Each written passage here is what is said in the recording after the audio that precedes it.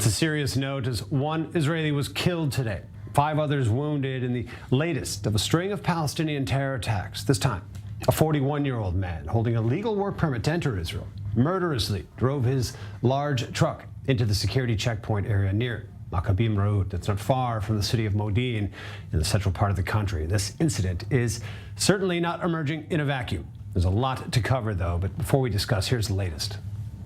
3 terror attacks in the space of just 12 hours. 1 Israeli murdered, 10 others injured, and a wave of violence which is only intensifying. The latest on Thursday morning, when a truck ran over 3 people at the Maccabim checkpoint, about midway between Tel Aviv and Jerusalem, on a major highway. The driver then fleeing towards the nearby Hashmonaim checkpoint, where he was shot and killed by security forces. From the moment that dispatch received that there was a suspected terror attack, all forces arrived quickly. From Maccabim to Hashmonaim, it's a straight shot. The terrorist used his vehicle to continue straight. It was a hit and run.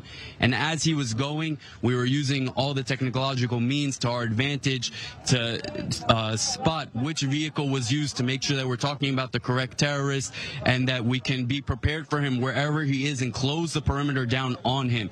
The forces acted quickly and they prevented much more casualties from taking place. This is an incident with very serious consequences. Yes, we see already at this stage the importance of checkpoints, such as Hashmonaim checkpoint, where the terrorist was killed when he tried to escape the territories of Judea and Samaria. I don't want to give details beyond what has already been published.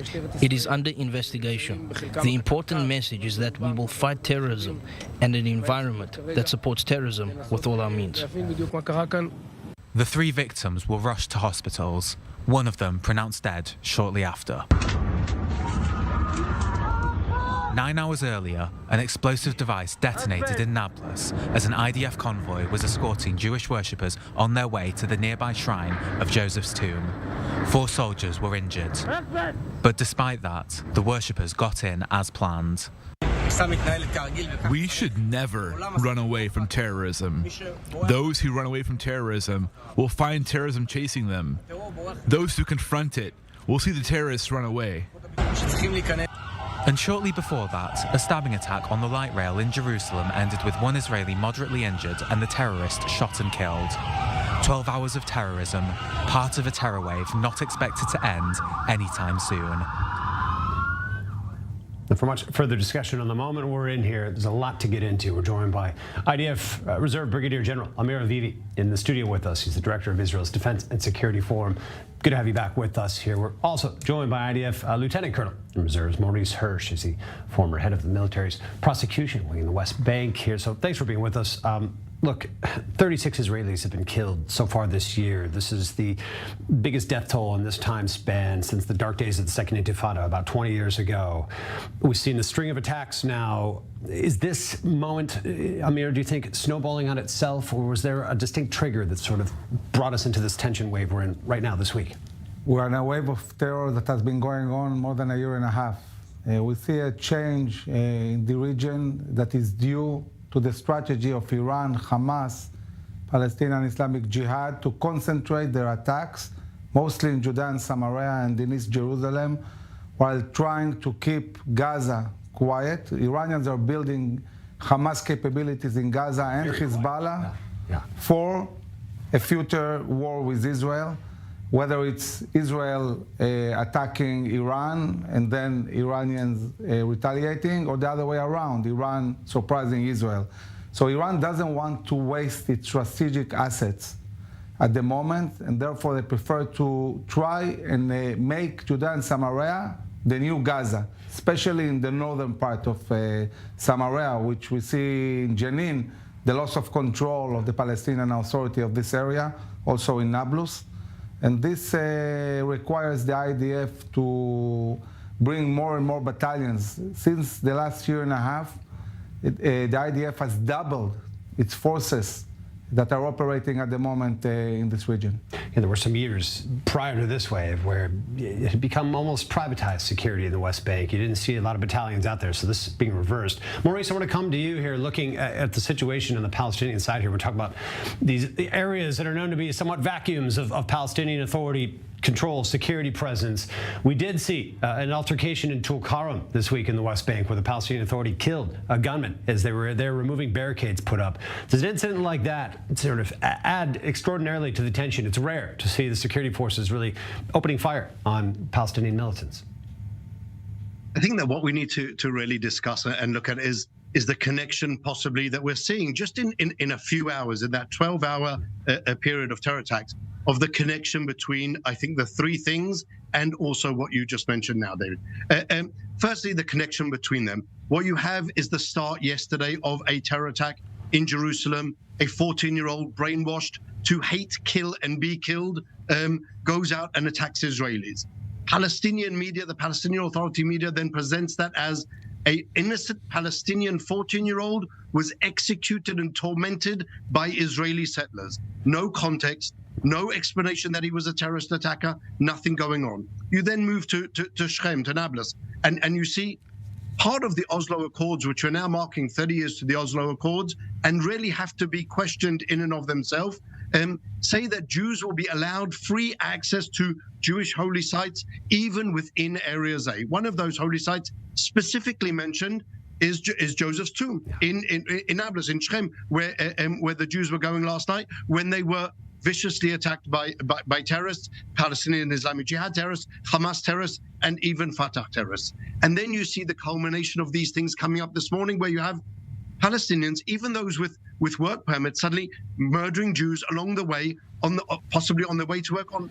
This is what you're seeing as a result of what Amir said as well. This really the joining of forces of the Iranian effort to undermine and to force Judea and Samaria into this more militarized wing of their attack against Israel. The Palestinian Authority on its side, which completely gave up to terrorism and even joined terrorism as part of the Oslo Accords, as part of the legitimization that we gave these terrorists as part of the Oslo Accords, is now really completing that process and is attacking us from all sides. It's something that I would like to possibly take the words of Minister Smotrich, who you brought in the opening to this section, to say, we're going to use the means at our ability to change the situation. Part of that change needs to be understanding that incitement, rewarding, incentivizing terrorism by the Palestinian Authority is funding and pushing that terrorism forward today, and that Iranian influence also coming in is something which needs to be dealt. I will bring this to Amir in here. I mean, there's only so much influence that the Israeli government can put onto the Palestinian Authority here to make them do away with these policies encouraging it. But the pressure on the Israeli government, Amir, how, we see Smotrich saying we'll use everything in our ability to do this. How is the pressure affecting this new government? What are they likely to do at this point? Do they need to ramp up troop presence? Will we see another larger scale action like we did last month in Geneva? So the IDF is preparing for a big war, and in order to prepare for a big war, they need to train. And when they send more and more battalions to Judea and Samaria, this means less training and budget more to the protection or everyday life protection, and rather than preparing for war. So the IDF has to manage these two issues, and they advise the government what is the right balance. And this is an ongoing issue. There is no silver bullet for what we are experiencing here. I think that we are challenged with the level of or quality of intelligence of the Shin Bet. I mean, this guy had a permit. Are these lone wolves, though? That so-called? So that's the question. I think that we are experiencing more and more attacks where we don't have prior intelligence, and this is the main issue. Yeah. And I think this is a lesson that technology, cyber, is not enough. We need people on the ground really connecting to what's going on. Shin Bet has excelled in the past in this prospect and have moved more and more into technologies, and I think we need to balance this. Maurice, stay with us. We're going to continue our discussion on all the events around us here when we come back. First, short break here on the program. Much more when we come back. Welcome back. We continue staying with the breaking subject today, of course, in the wake of another deadly Palestinian terror attack, again, against Israelis here at a security checkpoint this time. It was a hit-and-run incident. The car ramming, as it's become so common of a scourge in and around Israel and the West Bank. We're going to near the scene of this attack today, where our correspondent Pierre Steckelbach is standing by today. Look, Pia, I understand there's still been somewhat slow the information coming out of this, given the sensitivities around the casualties on the location. Look, what is known to have occurred in this attack, and what do we know about the identity, if anything, yet of this Israeli killed? Well, yes, David, we're standing here in front of the Maccabim checkpoint separating Israel from the West Bank, and this is exactly where this Carramming attack has happened this morning at shortly after 9 a.m. We're talking about a truck driver who came from inside Israel, approached that crossing over here, but did not attempt to cross the checkpoint, but made a U-turn right in front of it, drove back, used this road over here to continue on this road, and then he apparently saw people descending from the hill here right next to the road. 3 Israelis descending from that hill, supposedly going to that bus stop over there, and this is where he rammed these 3 people. Not only them, but also a food vendor. You see sometimes small booths on the side of the road, especially in the vicinity of checkpoints, where people, many times Palestinians, sell water or some goods of food, and the vendor here has also been hurt. This is what we've been hearing from the police. From here, the truck driver continued to another checkpoint, the Hashmonaim checkpoint, which is about 6 kilometers, a bit more than 4 miles away from here. And there he was apprehended by Israeli security forces. He attempted to make his way into the West Bank and escape there. Security forces apprehended him. He shot him dead. What we know about what has happened at the checkpoint is that he also, while trying to evade the security forces, hit a couple in a car. We know that there are at least 5 or 6 people who are in hospital right now. One of the injured people died. This is what we've been hearing from the first emergency responders. 1 person has died in the hospital so far. What we do know about the identity of the assailant, David, is that he is a Palestinian, reportedly from East Jerusalem, 41 years old. He was using a truck that was not his, a truck that had an Israeli yellow license plate. We also do know that the truck driver had a permit to travel freely between Israel and the West Bank, that he was working in Israel. And as far as the security establishment has assessed the situation so far, he has acted alone, which is something quite unusual to see for a person to act alone, and to also act alone in that age, 41 years old. Now, yesterday evening, David, we saw an attack committed by a 14-year-old Palestinian from East Jerusalem at the light rail in the city of Jerusalem. We are in a tense period here in Israel and the West Bank, where you're talking about more than 30 Israelis who've been killed in Palestinian attacks this year. More than 200 Palestinians were killed, many of them members of militias, but also civilians. So the situation also after today's attack is expected to remain tense now, also that the high holidays are approaching in September, David. Certainly. Thanks for all the information around this. Again, as we're still trying to gather all the details from this, the sensitivities around the casualties. So, Pia, thanks for all the details, obviously, in this attack. And, of course, speaking to our viewers on this is just one of the areas here accessible from Palestinian residents, Jewish residents of the area here. That this is a point of intersection, obviously. So this is common where attacks are taking place. But I want to bring it back to our guests who are joining us here on this as we do more of this special coverage on the situation we're in right now. We're joined still by Amir Avivi in the studio here, and Maurice Hirsch joining us. Look, we're talking about the pressure on the government right now, and this came up before the break. And Maurice, actually, I want to come back to you on this, and we were just talking to Amir before the break. Maurice, if you're with us. Look, in the depth of terror right now, this is a wave that's been ongoing. We're talking about a death toll so far this year comparable only to the dark days of the second intifada. We're 30 years on from the Oslo Peace Accords, as they were dubbed. Next month already. This is the big question on everyone's minds. We're still 30 years in this conflict after that time. What can be done at this point to diffuse the conflict, to solve the situation, Maurice? But I think what we need to do really to understand both why terrorism is being driven today and how we can change the situation is simply to look at what has happened until now, how we have responded, and what the results have been. Just to put it very succinctly, the Palestinians have used outrageous violence, which they committed to abandoning. Israel, in response, has used the military in order to fight back and combat terror. And on both sides, people have unfortunately died. What we've missed in the middle is the Palestinian Authority. The Palestinian Authority as this driving force for terrorism. For example, they have this policy, as we all know, it's called the pay-for-slay policy, where they actually pay financial rewards to terrorists for carrying out terrorist attacks. They put a price on the head of every Israeli and say, go out and kill and we'll pay you for it. Unfortunately, Israel hasn't done enough to deal with that policy, or for that matter, the international community. We all know that it exists, and yet Israel continues to provide 70% of the funding for the Palestinian Authority. The international community continues to fund the Palestinian Authority. And if you say that out of every 100 shekel that the Palestinian Authority pays to a terrorist as a reward for murdering Israelis, including the terrorist today, Israel funds almost 70%. The international community funds another 20%. That is something that needs to be changed. That is a policy that needs to be stopped, for example. Amir, bringing this back in the studio here, the Palestinian Authority, with its known list of issues and problems and throughout this whole situation, as we have the Saudis back in the picture this week, even they remind us that since 2016 they froze all funding to the Palestinian Authority as well, based on corruption and graft issues there.